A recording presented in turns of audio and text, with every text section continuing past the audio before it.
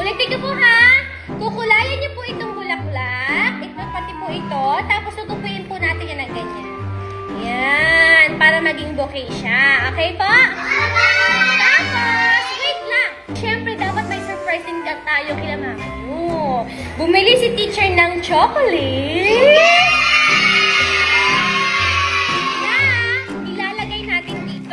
Ganito, ito yung bulaklak nyo. Ilalagay natin yung chocolate, isang chocolate dito sa loob. Yan! Okay? Para, bibigay nyo po, ano sasabihin kila mama, papa, or kila lolo, lola, ate, kuya? Happy Valentine's Day! Yan. Gaganin niya ha. Okay? Ano po yan?